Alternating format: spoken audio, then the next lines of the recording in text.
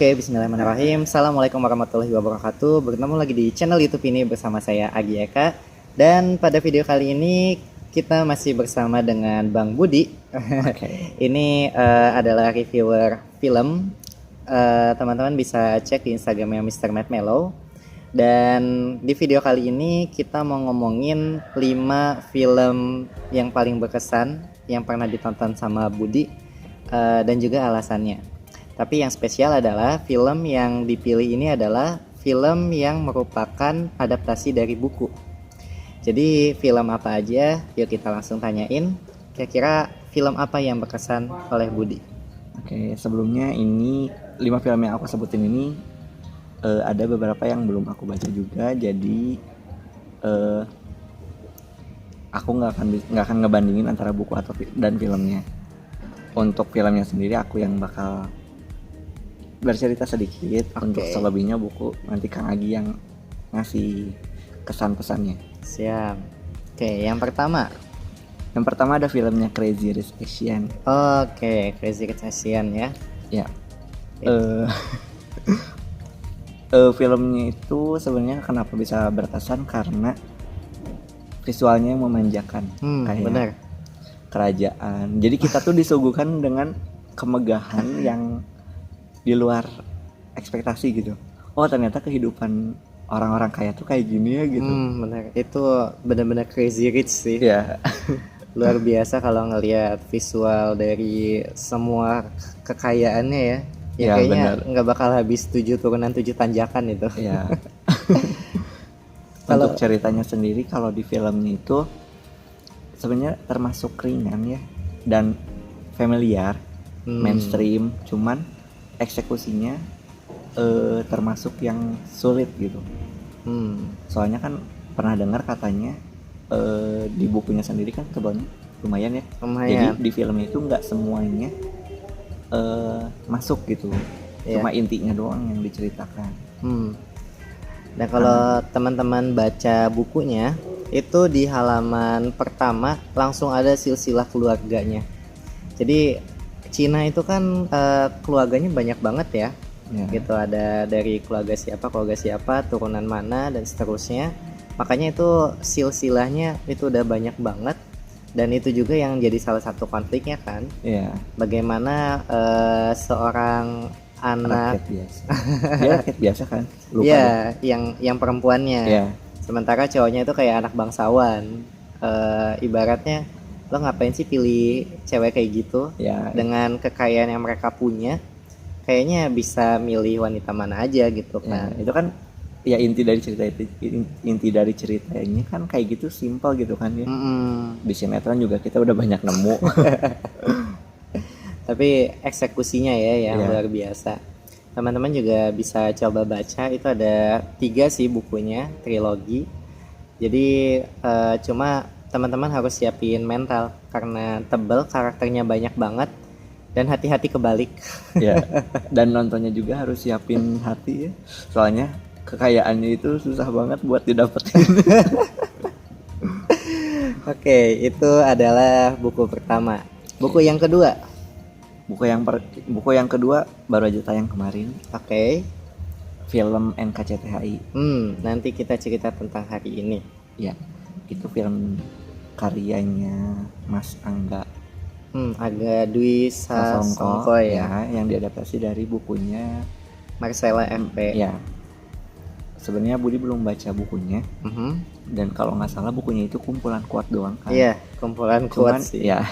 Cuman Mas Angga ini hebat sih untuk yang tadinya buku quotes tapi bisa dieksekusi menjadi sebuah cerita yang sebenarnya nggak susah. Maksudnya sebenarnya nggak terlalu sulit buat divisualkan gitu. Masalah keluarga kita sering nemu gitu kan. Budi nonton ininya juga, versi serialnya yang di YouTube? Belum. Tapi katanya banyak yang bilang serialnya lebih bagus. Katanya kayak gitu, makanya saya juga sebetulnya penasaran. Serialnya itu kan tayang duluan ya? Tayang duluan. Sebelum filmnya. Sama sponsornya ditayanginnya di channel sponsornya. Jadi apa ya? Tapi yang menarik adalah walaupun itu serial tapi dieksekusinya benar-benar serius kayak film Kayak asli film. gitu. Dan apa namanya, sutradaranya juga masih Mas Angga ya di situ. Kalau nggak salah ya. Nah, jadi nanti teman-teman juga mungkin bisa coba bandingin antara serialnya, kemudian filmnya, Juga dan bukunya. mungkin sama bukunya. Walaupun kalau bukunya juga tidak banyak yang bisa diambil sih. Di awal memang disebutin kalau tokohnya itu si Awan gitu. Iya. Itu ada di tokoh-tokohnya, ada di buku nggak sih? Cuma di ini di pembuka. Jadi kayak cerita ini pengantarnya gitu, nyebutin nama Awan dan sebagainya. Terus habis itu ke belakangnya kayak renungan cerita, quote-quotes yang di situ. Jadi seakan-akan kayak ibu yang ngasih petuah ke anaknya gitu loh. Oke. Gitu. Ibaratnya, Budi, nanti kamu suatu hari akan bertemu bla bla bla bla bla gitu. Amin. Jadi ingat bahwa lalalalala gitu. Ya itu sepanjang 200 halaman akhirnya isi Isinya quote-quotes kayak gitu. Tapi setelah nonton filmnya tuh justru makin penasaran sama isi bukunya. Dan bukunya ada 4 versi. Oh gitu, baru tahu. Iya, ada 4 covernya.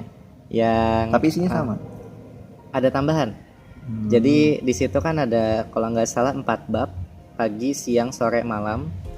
Jadi ada satu buku yang pertama kali keluar itu versi malam. Terus ada apa namanya, buku sore. Jadi di Oh, bab gitu. sore itu ada sekitar 2 quotes tambahan. Lalu terbit lagi kalau nggak salah yang hijau gitu, itu pesan tambahannya di siang. Sama terakhir yang putih itu kalau nggak salah pesan tambahnya di bab pagi. Tapi yang paling menonjol tuh yang aku tahu cuman yang warna ungu sih. Ya kan? Iya, itu yang waktu awal-awal. Oh, oke. Nah itu teman-teman nanti bisa coba bandingin ya. Yang ketiga, film yang berkesan versi Budi adalah Film Murder on the Orient Express. Agatha Christie. Ya, ini karyanya Agatha Christie. Kalau versi bukunya, kebetulan Budi juga udah baca versi bukunya. Kalau yang ini, soalnya ini genre yang aku suka. Tapi untuk filmnya sendiri, kenapa sampai berkesan? Karena nggak tahu siapa sutradara atau produsernya. Bisa aja gitu mengambil apa sih? Sisi gelap bukunya itu menjadi sebuah film. Berarti kalau dari sisi film sama buku itu nggak jauh beda? Sebenarnya iya, cuman kalau misalnya dari segi alur banyak yang terpotong. Jadi apa yang dijelaskan di buku tuh nggak semuanya tervisualkan. Mungkin karena keterbatasan waktu ya. Tapi analisis dari Hercule Poirotnya itu benar-benar ini itu ya. yang paling hebat sih sebenarnya, bisa. Dan dari buku dari film tuh benar-benar nggak ketebak tuh, itu hebatnya. Nah, jadi Agi udah baca bukunya? Belum. Cuma memang karena saya pembaca Conan, nama Hercule Poirot itu kan selalu disebut-sebut. Iya. Dibanding-bandingkan sesama detektif. Iya, makanya sampai sekarang penasaran gitu. Kira-kira sosok Poirot yang diidolakan sama Shinichi Kudo itu kayak gimana sih? Tapi sebenarnya itu benar-benar mirip dari apa yang dibayangkan sih. Berarti sesuai lah ya, kurang lebih ini. Iya, waktu baca kayak gini gitu kan disebutkan. Ternyata pas di film kayak gini cocok gitu perannya. Oke, jadi teman-teman mungkin bisa coba cari juga ya film dan bukunya, karena bukunya juga itu banyak banget versinya. Ya, di Indonesia sendiri juga kayaknya udah cetak ulang 3 kali. Yang versi hitam, cover hitam itu udah jadul banget. Kayaknya bahkan 2 kali yang versi hitam itu. Terus ada yang putih, lalu yang versi cover film. Ditambah yang edisi box set apa namanya, kayak kumpulan kasus yang hardcover itu. Hercule Poirot yang warna hijau bukan? Jadi kalau nggak salah Murder on the Orient Express itu masuk ke kumpulan kasus yang tema besar utamanya dari kereta. Oke. Tuh, itu yang paling baru. Oke. Ada 4 kasus yang hubungannya sama kereta dikumpulin di bundel gitu. Nah, teman-teman bisa coba cari itu dan dikoleksi. Layak untuk dikoleksi sih. BTW kan ada ini loh. Ada event dari GPU.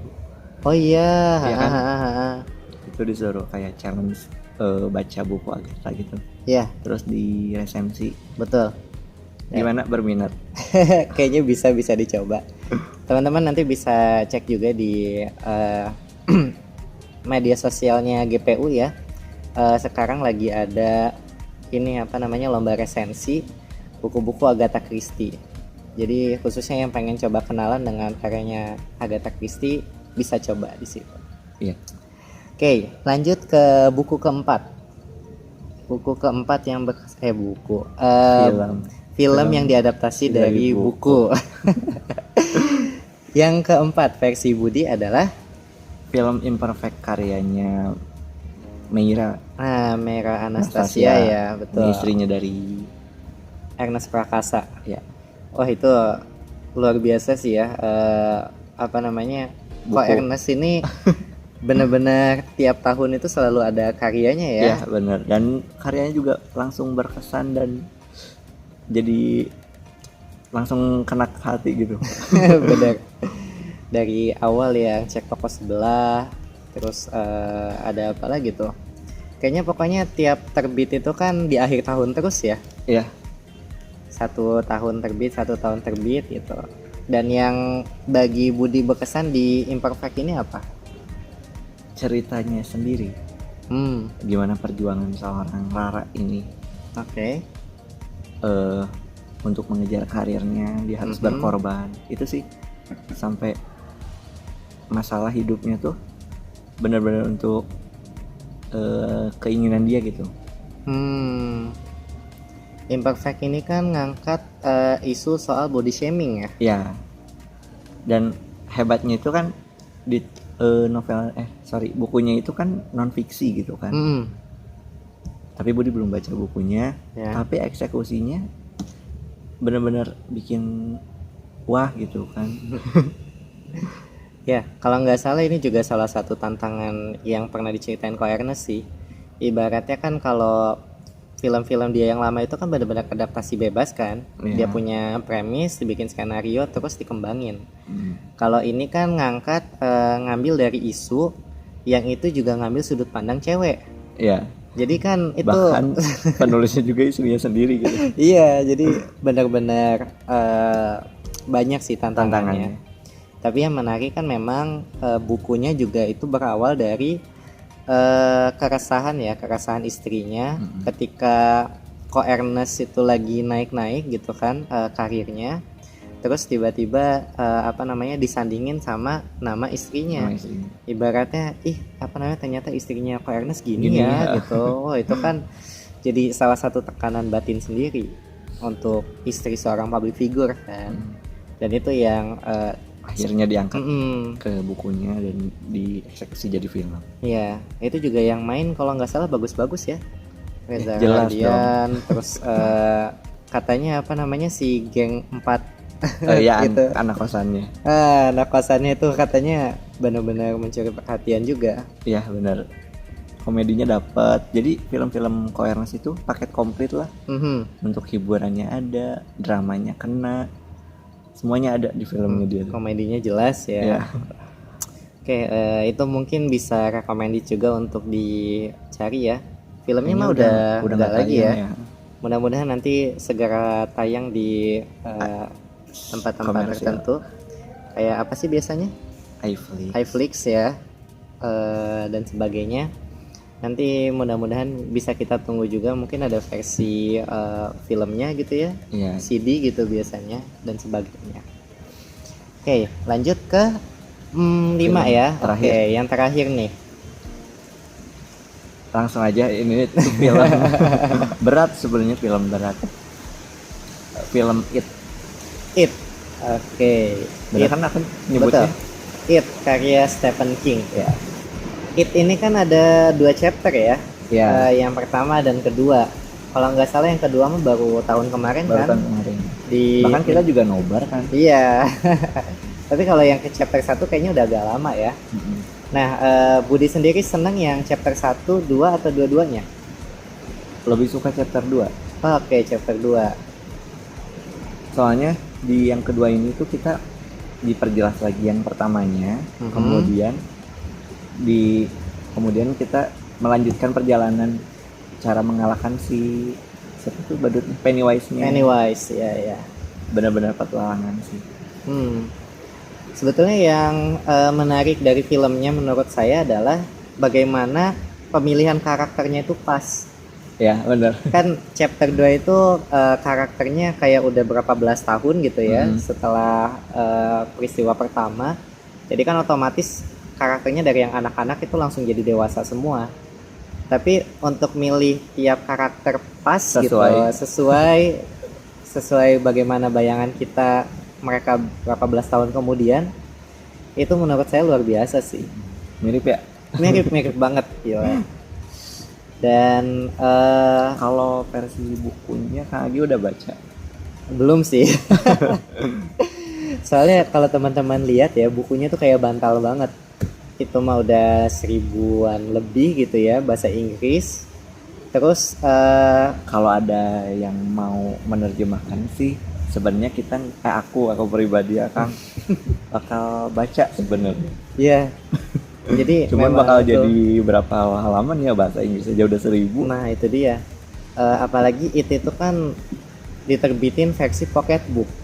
Apa tuh? Iya, maksudnya versi yang buku kecil loh. Bukan buku normal atau yang gede kayak Dan Brown gitu. Itu benar-benar kayak versi kecil aja. Versi kecil tapi tebel. Jadi yang paling takut yang paling takut ketika membacanya itu adalah punggung bukunya. Takut patah. Ya.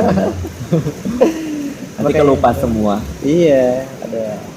Tapi ya waktu itu dengar dari Teoni bahwa film itu sebetulnya banyak bagian yang tidak terceritakan dari bukunya. Yang paling menarik itu adalah dalam buku It ya, di novelnya itu ada sudut pandang dari It-nya sendiri, Pennywise-nya. Jadi kalau di film kan itu nggak dijelasin pikiran Pennywise itu kayak gimana, kenapa dia melakukan berbagai macam kejahatan.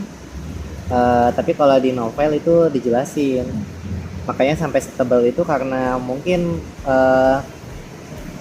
alurnya juga sebetulnya kan lompat-lompat. Jadi di masa sekarang balik ke yang waktu kecil, balik ke sekarang lagi gitu dan seterusnya. Itu yang sebetulnya menarik dan tidak tergantikan sih ketika membaca gitu. Jadi kalau nanti teman-teman ada yang pengen baca bukunya, pasti pengalamannya akan melengkapi dari apa yang udah ditonton juga. Bener gitu. Sebenarnya kalau ada versi Indonesianya sih juga mesti baca gitu. Soalnya sayang kan kalau misalnya film yang diadaptasi dari novel tapi kita nggak tahu isi novelnya. Iya gitu. Oke, itu 5 versi film hasil adaptasi dari buku versi Budi. Ya. Coba kan dari 5 yang udah aku sebutin mana yang paling Akang suka? Udah nonton semuanya belum? Belum sih. Tapi kalau yang bikin penasaran itu kayaknya yang Agatha Christie sama Imperfect. Karena kalau Agatha Christie itu kan dari sisi misterinya ya. Iya. Yang paling seru dari misteri itu kan adalah menebak siapa pelakunya. Jadi kita kayak sambil jadi detektif juga gitu. Sementara kalau di Imperfect sebetulnya penasaran bagaimana eksekusi dari Ko Ernest. Karena film beliau kan sangat mengaduk-aduk perasaan banget.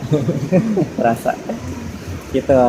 Nah jadi kalau misalkan teman-teman punya versi lain gitu ya, film-film hasil adaptasi buku yang menurut kalian menarik, coba boleh dituliskan di kolom komentar juga, biar nanti teman-teman yang nonton ini bisa dapat inspirasi juga, bisa dapat insight dan dapat referensi baru.